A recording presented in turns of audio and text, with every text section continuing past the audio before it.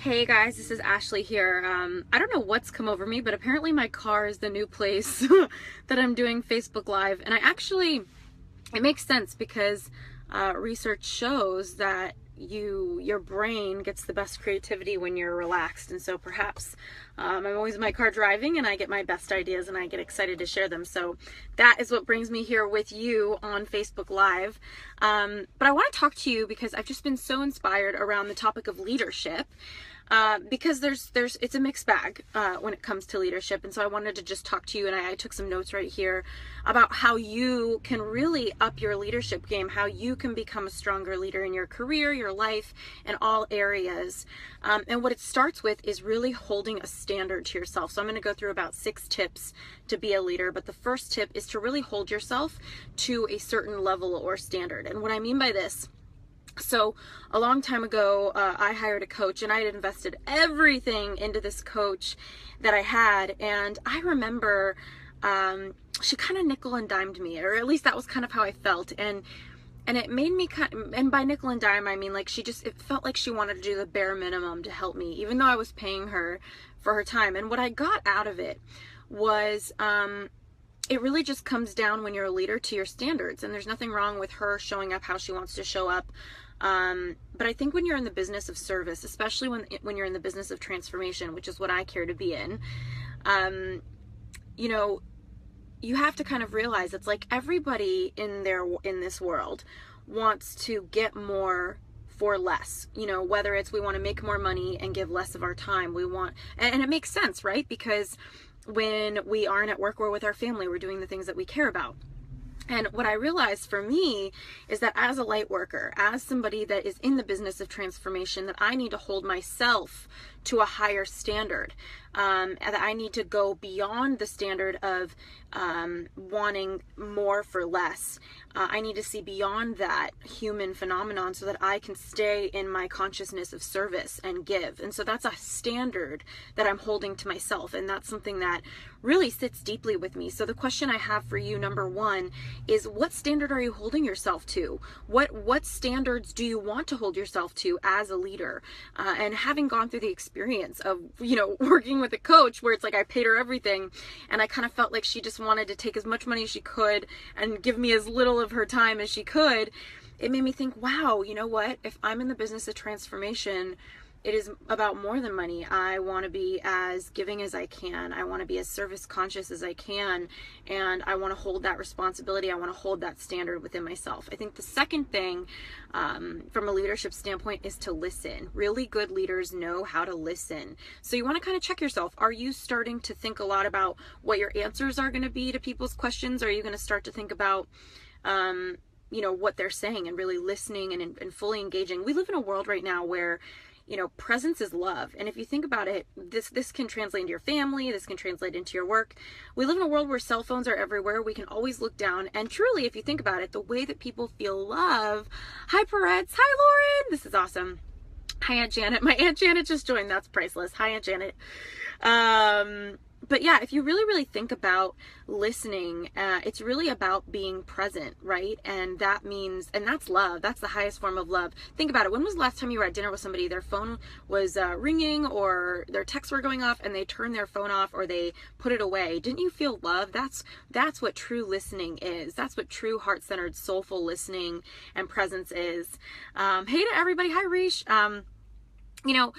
One thing that Voltaire said, he said, the secret of being boring is to say everything. And I think that's so true. So again, for those of you who are just joining, I see that there's so many of you. Hey, I'm here in my car again. And I actually just realized I'm wearing a striped shirt like the last Facebook Live, but I swear this is not the same shirt. I have changed since then. I realize it looks like maybe I haven't changed since the last Facebook Live. Still in my car in a striped shirt. But seriously, Voltaire says the secret of being boring is to say everything. And I think it's so true. We can get such powerful stuff out of listening and being present with people. And if you give someone that gift, you are going to create such a deeper connection with them as a leader. So think about that, whether you're in the workplace, whether you're in your personal life. And one thing I wanted to share with that, years and years ago, back when I worked in counterterrorism and intelligence, I was doing private intelligence for a Fortune 100 company, a really large company. They had staff all over the world. And the chief security officer, and I'm talking, this is a multi-billion-dollar company. The chief security officer, I remember, he must have had a big agenda because they had staff in hot regions that had terrorism and all sorts of threats that my team was monitoring for them.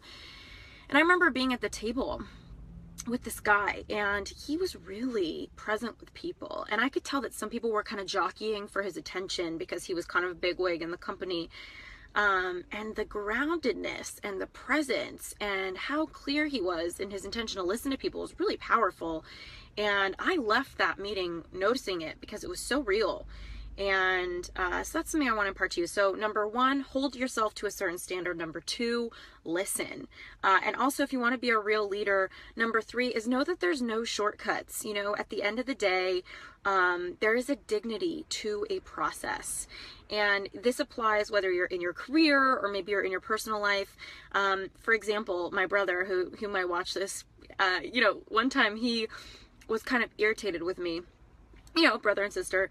And I remember, forgiving myself for whatever I did that made him upset at me, but he was still upset at me. And I realized that there's a dignity to his process. I'm not going to try to convince him not to be mad at me. I'm not going to try to convince him to forgive me.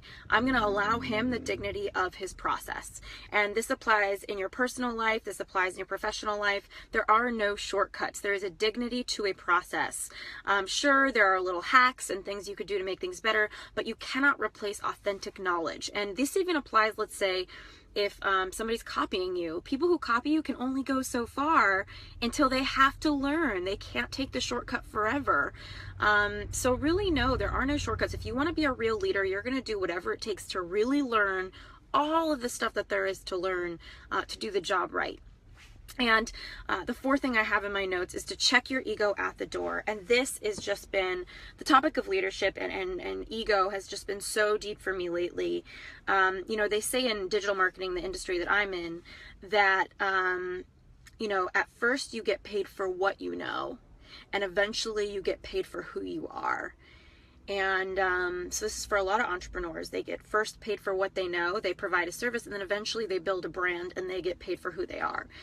And this really sat with me because I was like, wow, I don't know if I want to get paid for who I am. I want to get paid for what I know, because at the end of the day, I think there's a phenomenon in the workforce where sometimes if we just pay people for who they are and they hold on to their ego, they don't even want to offer us something.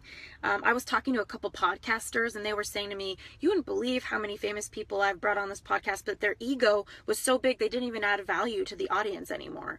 And so what I want to remind you in your personal life, in your professional life, no matter where you go, no matter who you are, check that ego at the door, because eventually people are going to see through it. You want to honor your trade. You want to know your information, and really just cut the shit and be of service, right? Like, I can't tell you how many times I have, been in a room and I've noticed ego. I've noticed my own ego. I'll hear it in my head. It's like this little crazy voice. There's a whole committee in my head. That's a whole nother Facebook Live. The committee in Ashley's head. Not even interesting. Too about me anyway. But yeah, like really, if you want to be a leader, you've got to check your ego at the door. And if you feel your ego, if you feel yourself fluffing up, wanting to be better than, wanting to be greater than, you are not in a consciousness of service. If you want to be a real leader, be of service, make a difference, make an impact. Ask yourself the question, how can I add value right now? How can I make a difference for this person? That is authentic leadership. And so again, we've gone through a few tips. The number one is to hold yourself to a certain standard. In my case, the standard is to always be of service. Number two is to listen. Number three is no shortcuts. Do the dang work. It's the only way. Yeah. And hi, Laura. And it's one of those things where, also knowing that there's, ego, and you need to check your ego at the door. That's everything. And the fourth thing, did I say four? 1, standards. 2, I'm looking at my notes here. 2, listen. 3, shortcuts. 4, check your ego. So number 5 is to be uncomfortable. And this is huge for leadership. Real leaders don't wince.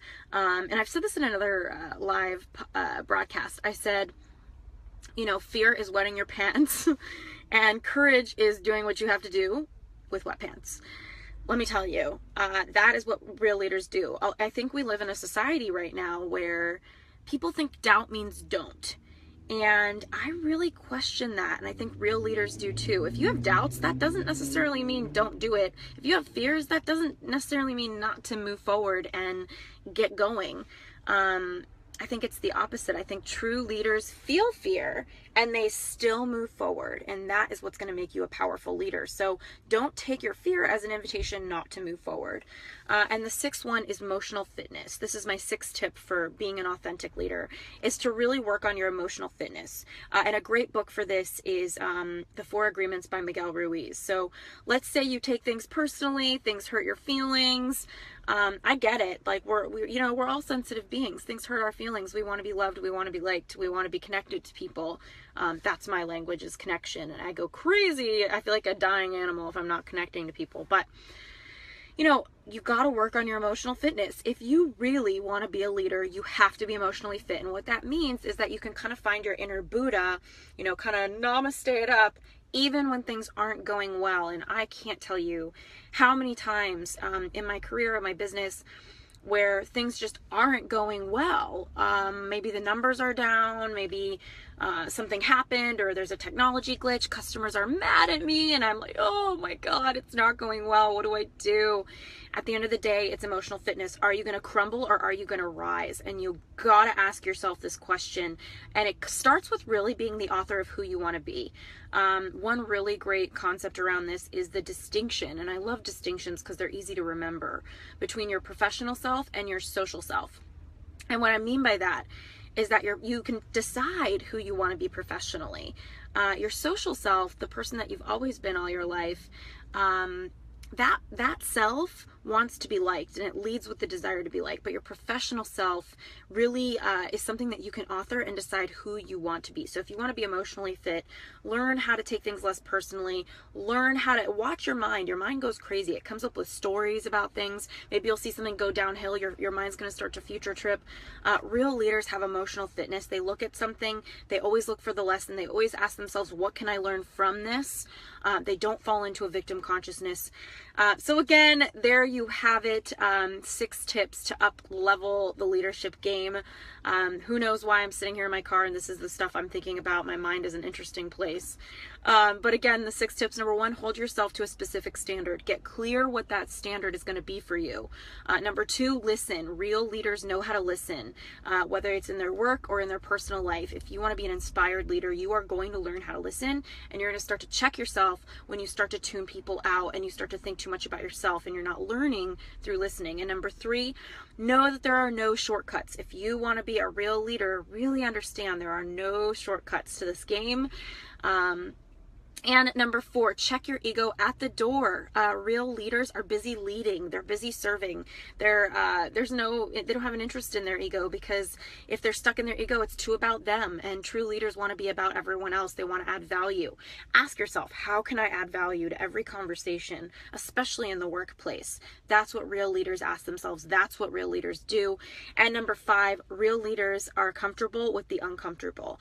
If you can look at your life right now and you're feeling really comfortable, know that you are not stepping into your fullest leadership. So ask yourself, what can I do? What's an edge for me? How can I challenge myself? And finally, number 6, emotional fitness. Real leaders really work on their emotional fitness. It's not just about physical fitness, it's about mental fitness. It's about really feeling like what you are experiencing isn't going to break you down. And let me tell you, if you want to start a business, or if you're an entrepreneur, you already get this.